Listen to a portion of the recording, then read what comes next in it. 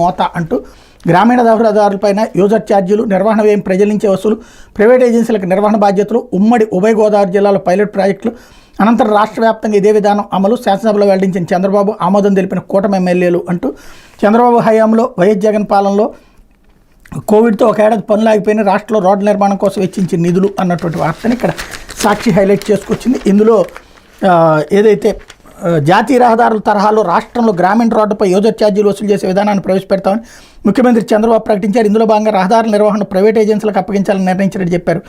ఏజెన్సీలు వాహనదారుల నుంచి నిర్దేశించి యూజర్ ఛార్జీలు వసూలు చేస్తాయని వెల్లడించారు. త్వరలోనే ఉమ్మడి తూర్పు పశ్చిమ గోదావరి జిల్లాలో ప్రయోగాత్మకంగా ఈ విధానాన్ని అమలు చేస్తామని మంగళవారం శాసనసభలో ప్రకటించారు. రాష్ట్రంలో ఏ రోడ్డు మీదకి వాహనంతో వచ్చినా యూజర్ ఛార్జీ వసూలు చేయనున్నట్టు వెల్లడించారు.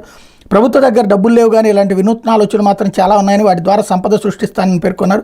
వచ్చే జనవరి కల్లా రాష్ట్రంలోని రహదారులపై అన్ని గుంతలు పూర్తి చేయాలని, జనవరిలో పండుగ సందర్భంగా రాష్ట్రానికి వచ్చేవారికి మెరుగైన రహదారులు కనిపించాలని లక్ష్యంతో మరమ్మతులకు 850 కోట్లు మంజూరు చేయడంతో పనులు జరుగుతున్నాయని సీఎం చెప్పారు. లక్షల సంఖ్యలో గుంతలు పడ్డాయని, అయితే వాటిని పూర్తి చేందుకు అయ్యే ఖర్చు మొత్తం స్థానిక ప్రజల నుండే వసూలు చేయాలనుకుంటున్నట్టు సీఎం స్పష్టం చేశారు. తొలుత ఉమ్మడి గోదావరి జిల్లాలో రోడ్ల నిర్వహణకు జాతీయ రహదారుల మాదిరిగా టెండర్ పిలిచి అవుట్సోర్సింగ్ ఏజెన్సీకి అప్పగిస్తామన్నారు. ఆ విధానంపై మంత్రులు, ఎమ్మెల్యేలు ప్రజలను ఒప్పించగలిగితే వెంటనే పనులు ప్రారంభిస్తాను. అలా కాకుండా గుంతల రోడ్లని తిరుగుదామంటే నాకేం అభ్యంతరం లేదని వ్యాఖ్యానించారు. గోతులు పూడ్చడానికి డబ్బులు లేకపోయినా అన్ని నువ్వే చేయాలంటారు, నా దగ్గర మంత్రదండాలు ఏమీ లేవని సీఎం పేర్కొన్నారు.